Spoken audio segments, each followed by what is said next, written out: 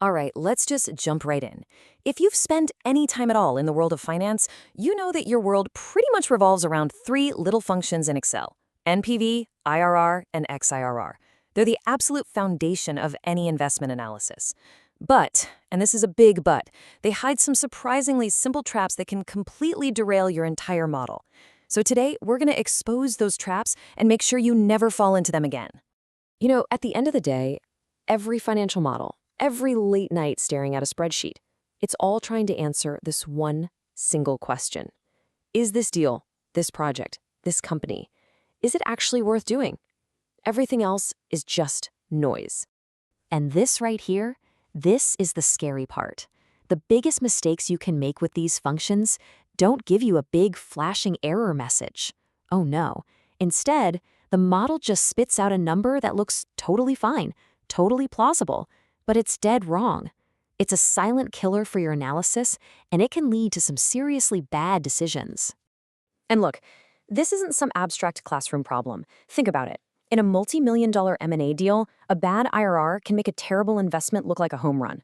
For a massive new solar farm, it can completely misstate the project's profitability. Inside a corporation, it can cause millions of dollars to be invested in the wrong projects.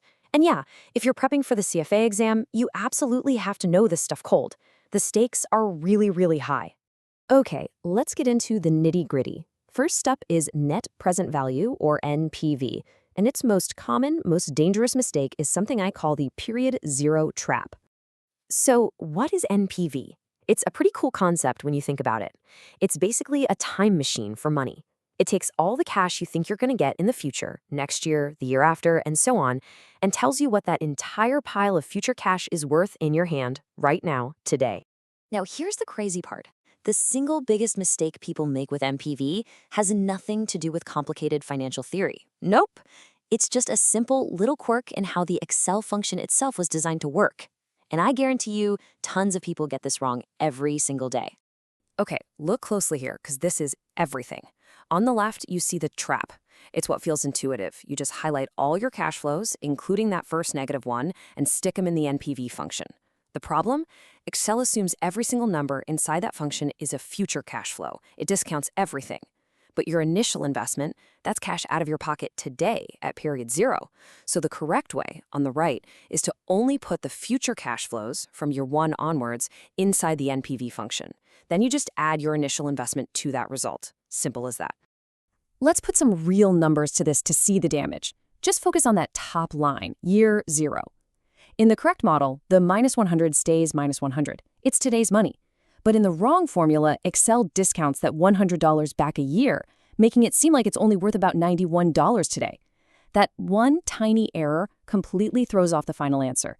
It inflates your NPV from the real value of 24.34 all the way up to 33.43. That difference is huge. It's absolutely the kind of mistake that could get a bad project the green light. So we've tackled NPV.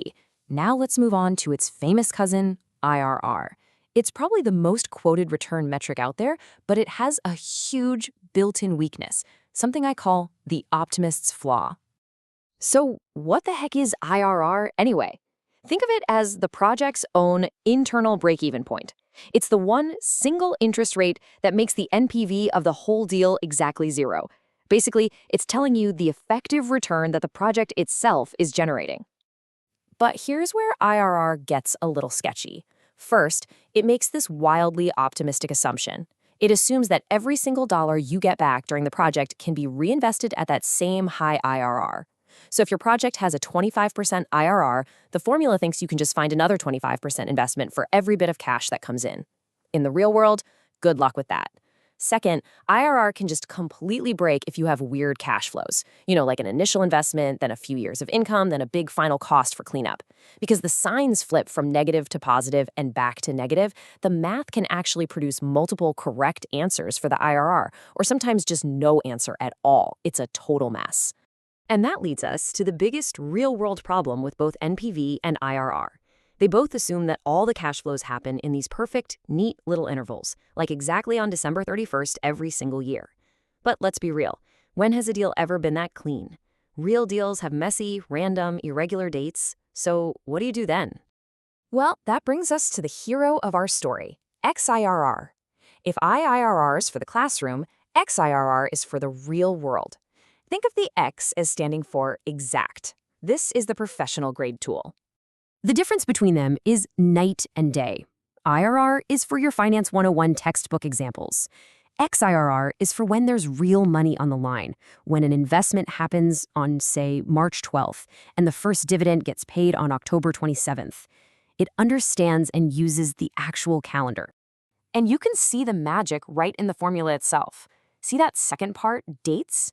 Unlike IRR, the XIRR function forces you to provide a list of the exact dates for every single cash flow. That little addition changes everything. It allows the formula to calculate a precise, truly annualized return based on the actual number of days the money is at work. And this is exactly why, if you walk into any private equity fund, any M&A group, any real estate investment firm, you will see XIRR. It's not just a nice to have. It is the non-negotiable industry standard, period. Because in those deals, timing isn't just important. Timing is everything. Okay, that was a lot, I know. So let's pull all of this together into a really clear, simple toolkit so you know exactly which function to grab for which job. This table right here, you might want to screenshot this. This is your cheat sheet. Use NPV when you need to know what a project is worth at a specific hurdle rate, but just remember to keep period 0 outside the function. Use IRR for a quick and dirty calculation on a simple project with even periods. But for any real deal with actual dates, you have to use XIRR. It's the only one that gives you the true picture. So from now on, before you even think about hitting send on a model, just run this quick 3-step sanity check. It'll take you maybe 10 seconds. Number 1. For my NPV is my first cash flow outside the formula. Number 2, and this is another common trap, if I'm using IRR on monthly cash flows, did I remember to annualize it properly? And number 3, the big one, does this deal have specific calendar dates? If yes, am I using XIRR?